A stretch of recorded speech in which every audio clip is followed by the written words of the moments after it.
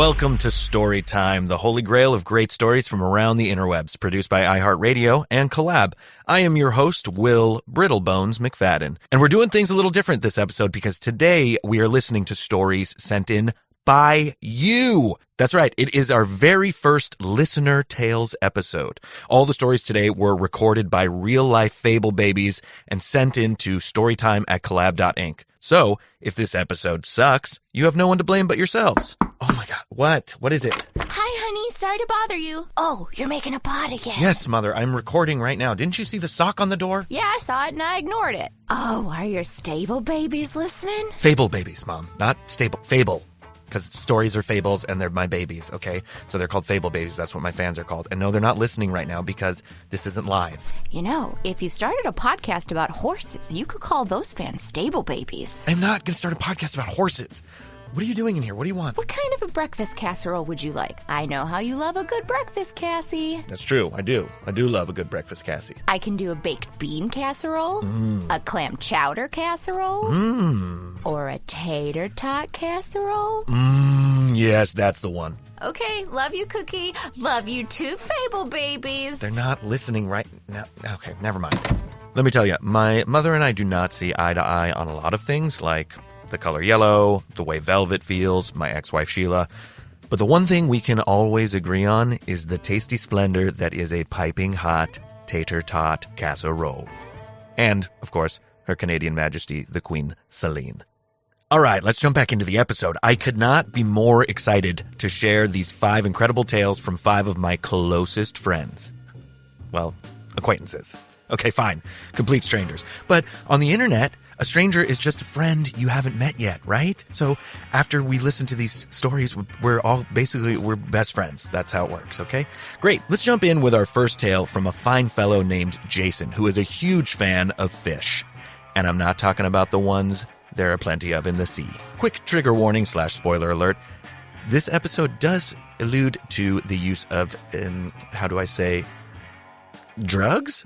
So if you have children in the room who don't use drugs, maybe put them in a different room. Enjoy. I wanted to tell a drug story, and I just want to say I don't condone drug use unless you're smart, unless you know what you're doing, unless you are safe, and that's all I'm going to say because I don't want to get in trouble. This story took place at a Fish show. If you don't know, Fish is a jam band. That's the best band in the world. If you haven't heard them, carve out like 5 or 6 hours after you listen to this to spend time on Apple Music or Spotify. Light up a doobie if marijuana is legal in your state and just have the best time of your life listening to Fish. They're a band that people travel from all over the world to see. They put on shows that are like 3 hours to like 10, 15 hours, and people take drugs at the show safely. And so this was a night where I was with some friends. I was in another state. I live in Los Angeles. I was in San Francisco. And I was taking drugs with some new friends and old friends. I was with one of my college friends. Let's call him Daryl. And I was with Daryl's buddies from Fish Tour. You know, you pick up buddies at Fish Tour. That's just what you do. And so we were taking a little bit of marijuana. We were taking some LSD. We may have been dipping some Molly. There might have been a 4th in there. I don't know. We were doing it safely and in moderation. And just having the time of our lives, man. We were at Bill Graham. We were partying. Bill Graham is the venue that Fish was playing. We were dancing the night away. And all of a sudden, I see my ex-girlfriend. This was an ex who was into Fish. We had dated for about 3 years, and we were no longer together. But you know what? We were friends. We were on good terms. It was fine. But I was still very kind of deep down upset with her about something in the relationship.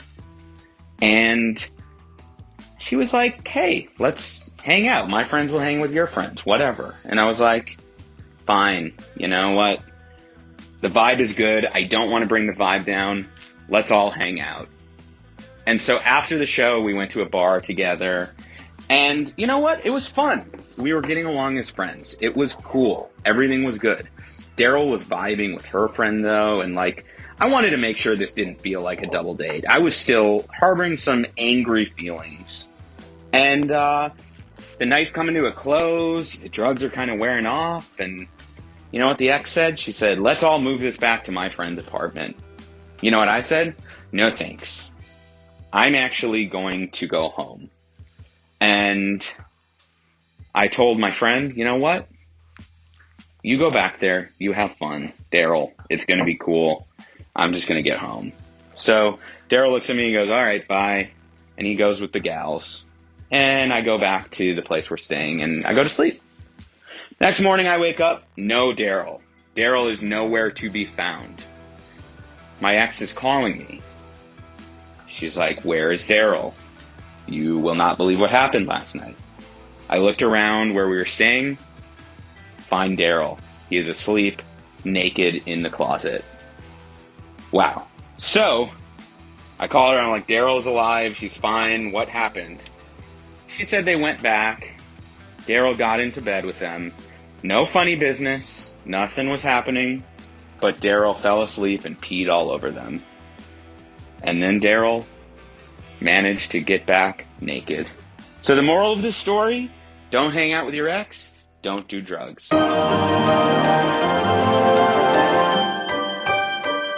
I have so many questions. First, what was the fourth drug? Next, are you sure nothing happened with Daryl and your ex, or is that just the story they told you? Also, how the hell did he get home naked? I mean, that would be a weird Uber. And finally, can I go to a fish show with you? DM me, bro.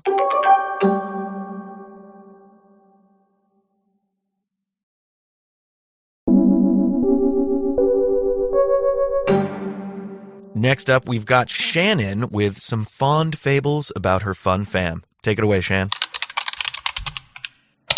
It has kind of always been my life's purpose to protect my sister, to think I can control the adults and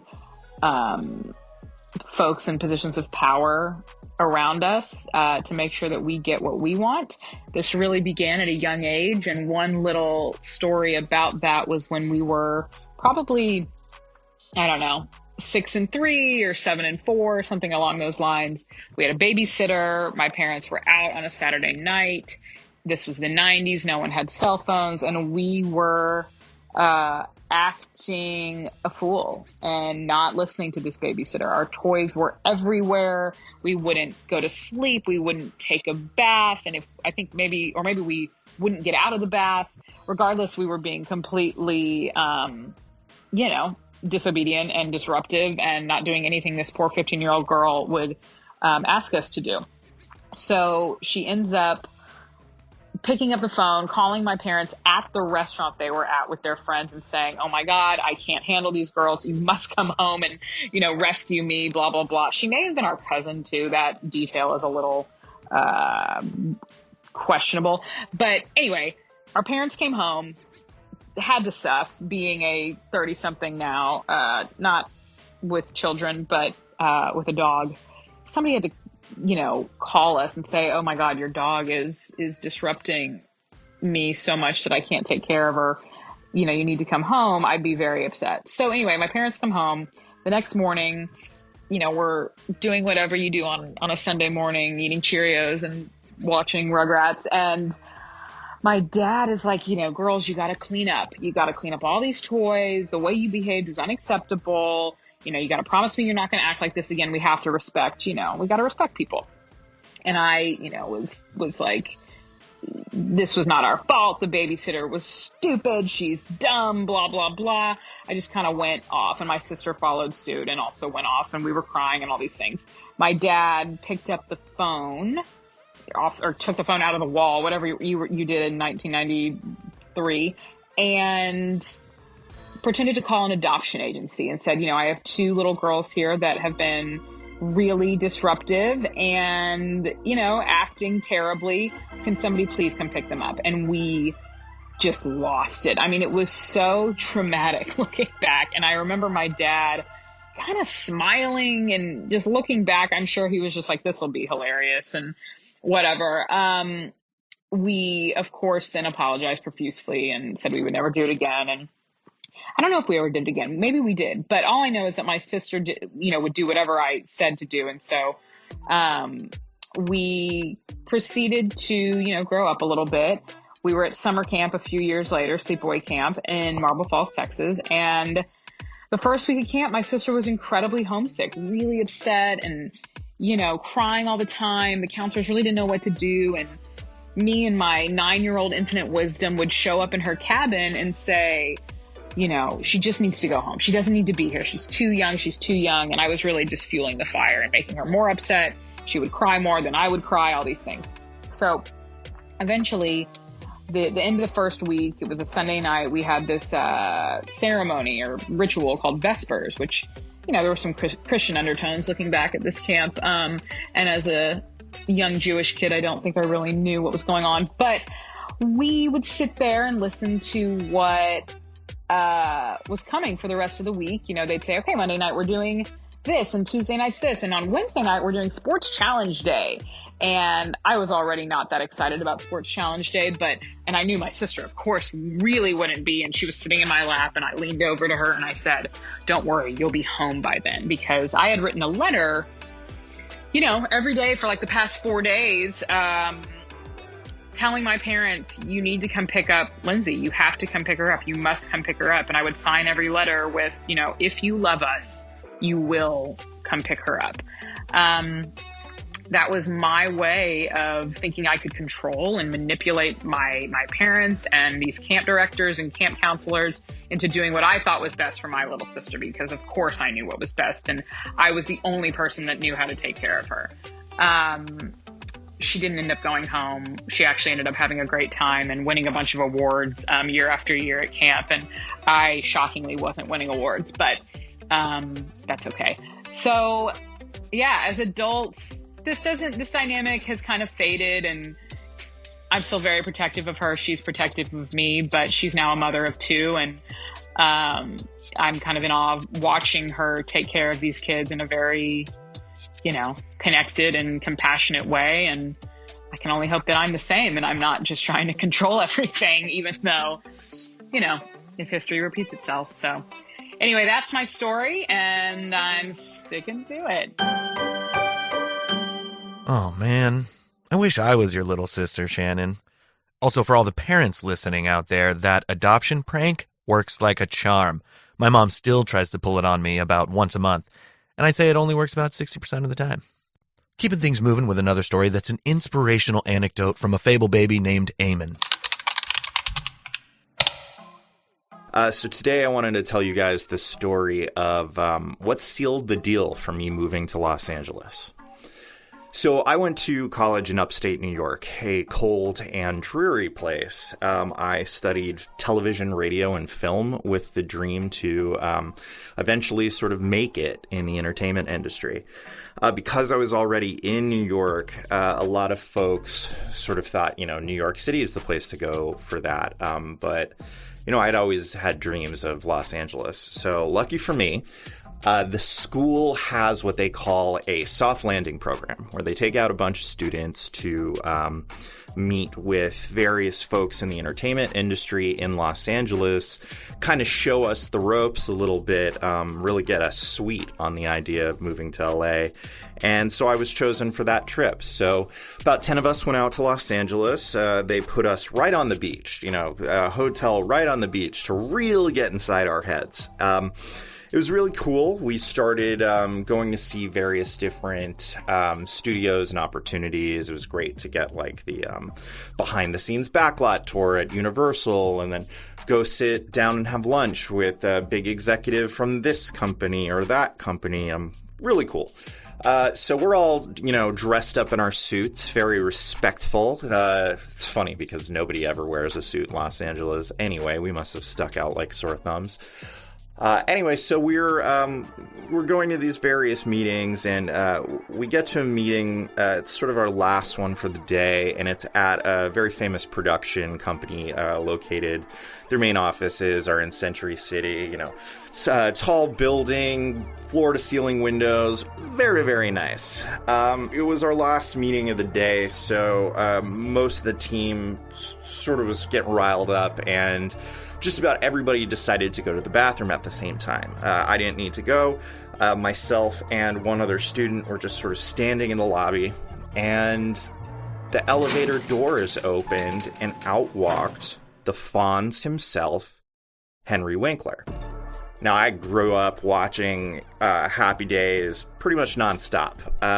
So this was massive, and I hadn't really, met a celebrity or anything at that point. So what happened next, I can only describe as verbal diarrhea, where I just could not control my mouth. And for whatever reason, when he stepped out of the elevator, I decided to say his name like I had known him my entire life.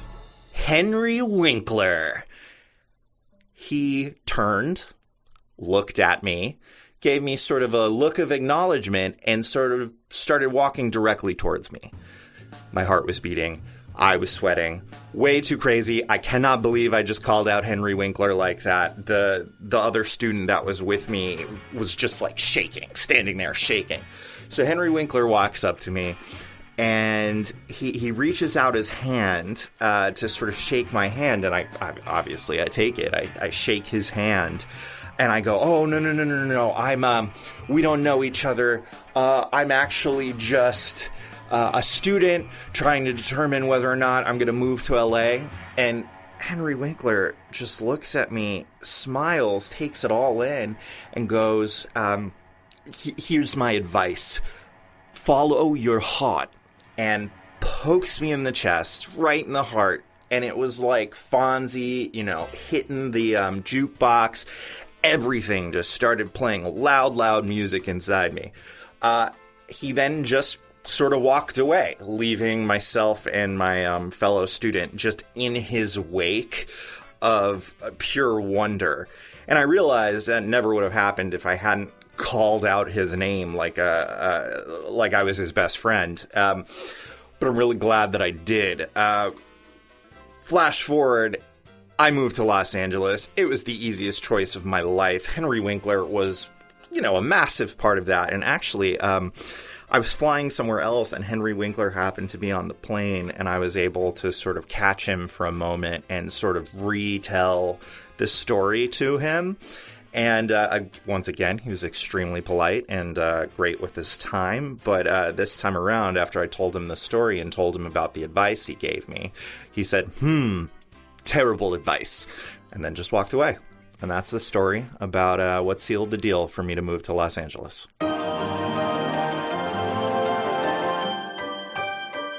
So my main takeaway from that story is to always yell celebrities' names like your frat brothers who haven't seen each other in 15 years.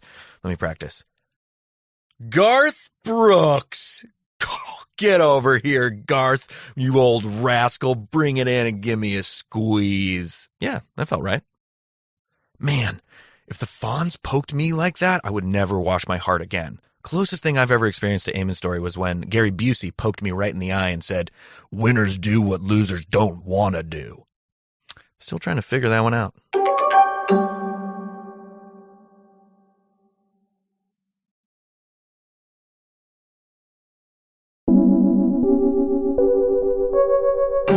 Our next story was actually collected out in the wild. One of our producers, Jessica, met a man named Teeb Teeb in a jacuzzi in Colorado and captured this epic adventure straight from the horse's mouth. Or should I say elephant? 1985 or 86, I've been living in the tropics. We ended up going into Africa, pulled into Mombasa. And my sonar friends, we were running around taking pictures. Here's these white Aryan-looking guys running around constantly just taking pictures. So my one friend would pick these certain trips. So he picked us going up onto the Serengeti. and basic Kilimanjaro in your typical VW little microbus, painted zebra stripes, pop-ups at the safari van. All of them went out and partied. I stood watch. I stood the 4 to 8 watch. Watched them came on, woke them all up. They all passed out when we got in at the 7 of us in Sonar Division.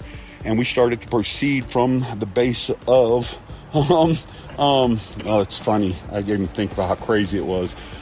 We started to proceed from Mombasa up the switchbacks to get onto the Serengeti, and all my friends passed out. And the beautiful man that was driving us had a hat, black, beautiful man from the Maasai tribe, and all he could say was anchor beer, America, $1. That's all he could say. That's all he could speak in English. And all my shipmates were passed out. And as we started going up the switchbacks, they were really narrow, about 300 or 400 foot cliff drop-offs with these giant 5 and 10 ton BMWs hauling dirt, and this guy was blind passing on like a 2-road, no guardrails, and my heart was stopping. He kept looking at me going, Anchor Beer, America, $1, blind passing, like on the edge of it. My heart stopped about 3 or 4 times. We got up, took about an hour and a half.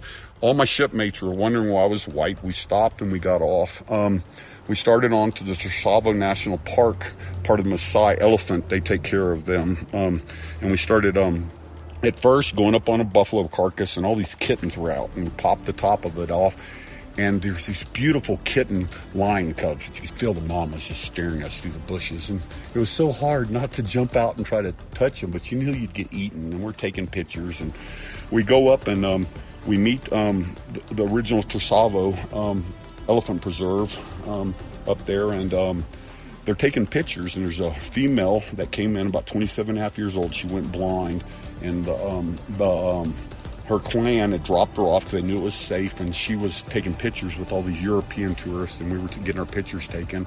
And she started taking they started letting me take pictures with her, and she started sniffing me, and she started grabbing me and wanting to take me into the bush.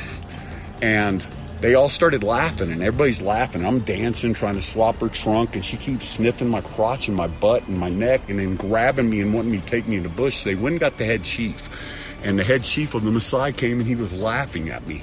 He was laughing his ass off at me, and he kept telling me through the translator, "That's your soulmate. She wants to mate with you. Who are you?" And I was just laughing at him, going, "I don't know. I'm just winging it." And my friends, shipmates are all laughing, taking pictures, falling on the ground. They finally break her away. The Maasai chief is talking to the translator and laughing, and he keeps telling, once Stephen gets a day at a time, he had this watch that just stayed with the same time. I think it's like 1:11. And he just kept looking at me, pointing at the watch, pointing his finger in the sky, going, "When Stephen gets down," that's my name, sorry, Teeb is my alias, one of them. "Once he gets it down, one day at a time, the man will be unstoppable." I ran into a lady here 2.5 years ago that had that watch and the shine on her, and she's told me that I'd made it finally. I'm honored to live this life. It got wilder as we stayed there. He ended up sending a young maiden. I ended up one of my offspring, and then she took off, and I didn't realize that I got a daughter somewhere over there until I did a bunch of therapy, and she's hidden within the Maasai tribe. I love the Maasai people. I love the Swahili. I met a man, he was the smartest too on my trip there. He's a Swahili slave trader. I hung out with him, and he was juggling 7 different languages at one time, and I threw in, "Hey," and he said, "You shut up, we talk afterwards." And I watched him, and then we processed. Smartest man I ever met. He kept 9 conversations that I watched and satisfied everybody. I miss Africa. If you ever get a chance, go to the Tsavo National Park, the Maasai tribe that take care of the elephants. And that's it. Thank you.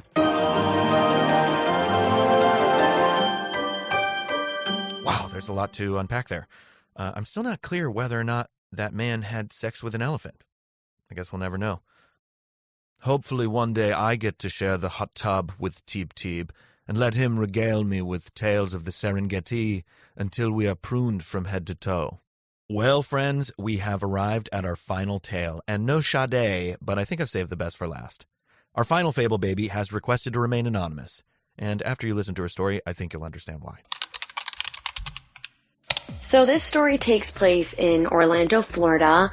It was one of our friends' birthday, and me and another friend came to Orlando to celebrate with her, of course. And of course, it's a birthday. We are ready for a birthday extravaganza.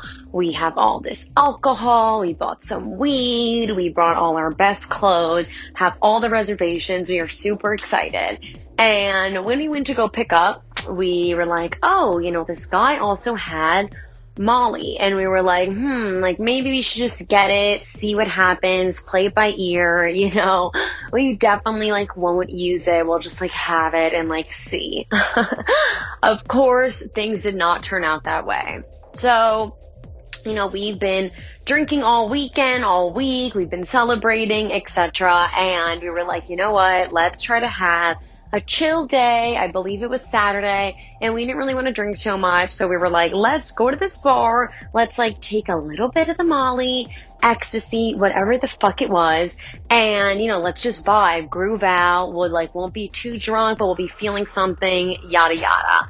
To start with, this Molly, ecstasy, meth, who actually knows what we were given, because it was a bright orange neon beyond synthetic looking pill. It also was not a pill or powder or dust or crystals or any other way that you might have seen MDMA, because it literally was it represented a Pez, I would say, that Pez candy looked exactly like it. And we were like, you know what? Let's just take half, because we don't know what this is. Sounds like a great idea. So yeah, we all take a half. We're in this bar. We're chilling, we're vibing, we're drinking. And it literally hits us like a U-Haul truck. We are rolling in the deep. Oh my God. We were like, we need to leave this bar, obviously. We are just not cut out for being here and socializing for any of this right now. So we immediately leave. It is the three of us. It was a journey to cross the street, a whole ass process. We are literally rolling out of our minds, and we're in Florida. It's very hot, of course, and then being on this substance, whatever it is, we are even hotter. We are so warm. We are sweating. We are in jeans and socks and shoes, and everything feels super crazy right now. And we're kind of walking home, and it probably was about a 15-minute drive, so we definitely had a long walk to do, but we also didn't care. We needed something to do.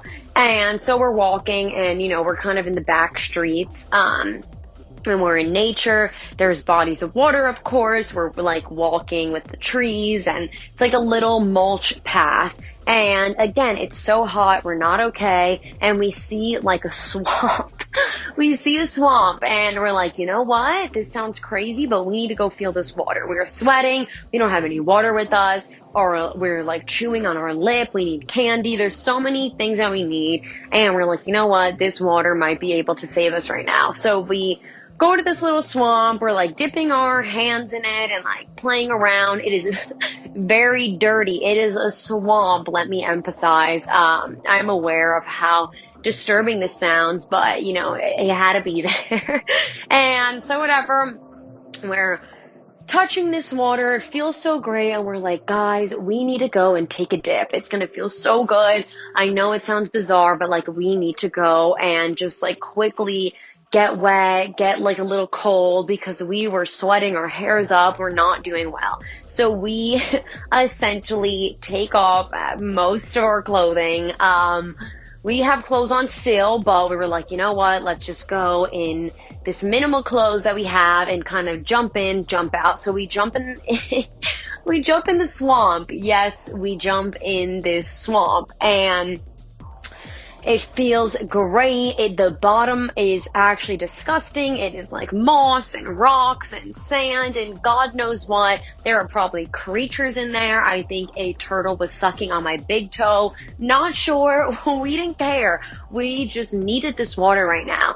We're chilling. We definitely overextended our stay, and we see a man coming, and he is walking towards us. He is in full fisherman gear. He has a pole. He is in the hat. He it's fully, fitting the archetype of a fisherman. And he comes over and he's like, girls, what are you guys doing? La, la, la. And we're like, oh my God, like, are we not supposed to be here? What's going on? And he's like, I'm fishing here. And we're like, oh, not really putting two and two together. And he was like, you guys, should get out of the swamp because there is a 6-foot gator in the swamp, and that's why I'm coming over to tell you guys to get the fuck out of here, because it's not normal that people are jumping into this water. Needless to say, we sprint out of there. We bolt, we rock it out. We are putting on our socks and shoes and jeans, and we're all in like bodysuits and like little shirts trying to cover ourselves, and we go running. We thank this guy maybe 4 times, almost kissed him. I was so thankful. And we're like, oh my God, never doing that again. Or so we thought. So we ended up kind of making our way home. And, we're home, we're vibing. It started to rain before we were getting in, and it felt amazing. And we're like, we need to go back out there. We're kind of in no headspace to be in an apartment. So we're like, go back into the nature, into the wild. And again, it's raining, it is thunderstorming, lightning. It is very, very bad weather out. And we were like, we don't care, like, whatever. We'll just like go on a walk again, a couple miles. Sounds crazy. So we go back out there. We are walking. No one is out, obviously, because it is full clapping and cracking thunder. It is bizarre outside. It is so extremely dangerous. And we are walking without shoes on. We love the way it feels for our feet to be on land. We are no umbrella, just enjoying the rain. We have a speaker and a backpack, a water, candy. We looked insane. And we're walking, and then we remember, oh my God, we found a pool the other day when we were sober, and we were like, oh my God, we need to go back to this pool. We need to find it, and we are going to go swimming in it. It's going to be the best thing ever. It's going to feel amazing. We just need to figure out where the fuck it is. So we remember that we dropped a pin when we did go, and we are literally looking like Lewis and Clark right now. We are all 3 rolling off of our faces, trying to zoom into our fucking iPhones that literally look like an unknown fossil right now, and we were having such a hard time. We end up walking there. We're kind of getting close. We're kind of confused. Again, still raining, thundering, lightning, horrible, inclement weather outside. We do not care. We get to the pool, and the pool is closed because it's literally lightning and thunderstorming. And, it's not obviously recommended to go into the pool when it's this weather ever. It's never safe to do this. We don't care. We jump into the pool.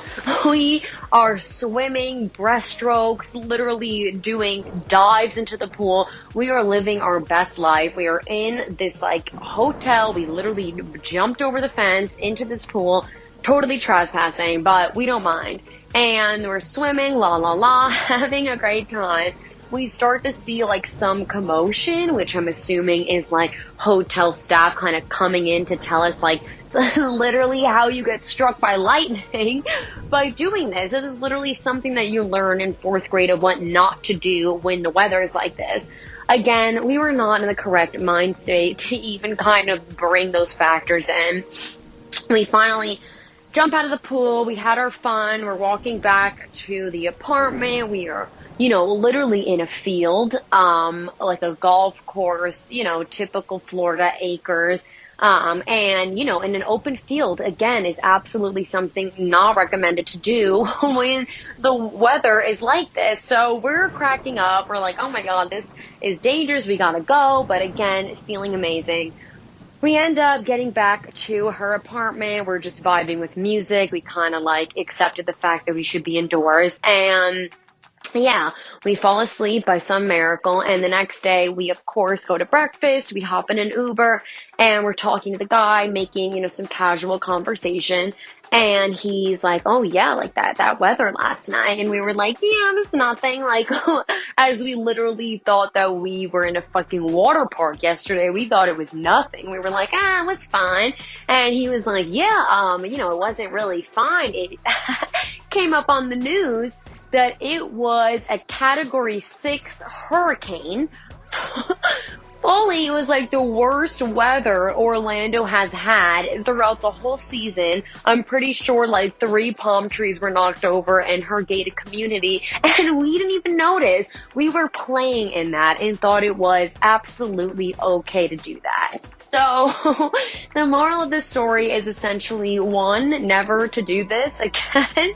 And yeah, be safe. Don't go in a open field. I feel like you don't need to say that anymore, but to people who are like myself and my friends, recommending not to do this. Ah, yes, to be young, dumb, and in Florida. Swamp dipping with gators, synchronized swimming during a hurricane. I mean, what other Death Wish activities was on the agenda? Perhaps a quick round of lightning golf? Or even better, let's cover ourselves in tinfoil and climb the nearest tree. I don't know who this girl Molly is, but she sounds like a bad influence. Well, there you have it, our very first Listener Tales episode. Didn't that feel just like a nice, warm hug for your ears?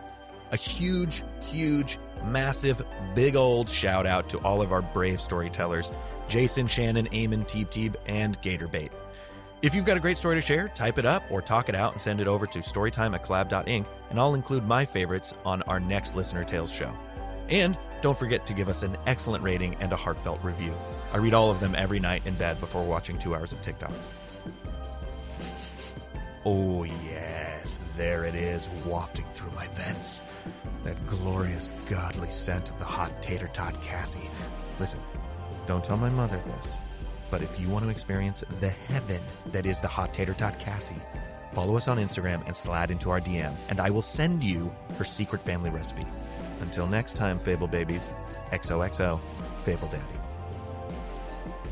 Storytime is produced by iHeartRadio and Collab. Executive producers Eric Jacks, Song Kang, and Will McFadden. Hosted by Will McFadden. Produced by Jessica Eccles, Jason Shapiro, Daniela Mora, and Jenny Ulmer. Written by Jenny Ulmer. Sound design by Tony Maddox. Original score by Scott Simons. Cover art by John Kusagaya. Animation by Bella Bouchon.